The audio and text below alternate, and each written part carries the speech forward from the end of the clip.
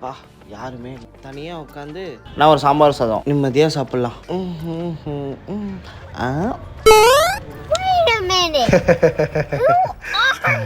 சொல்லி வாய மூடல வந்துட்டாங்க.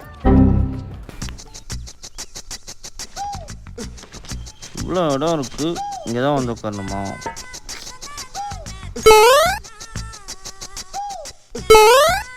தம்பி கொஞ்சம் தள்ளி உட்காரு. நான் தான் தள்ளி உட்காரணுமா? ஓகே.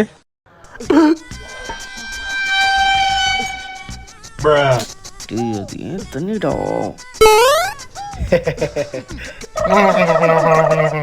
இன்னும் மூக்குலேயே முறுக்கு புளிறான்.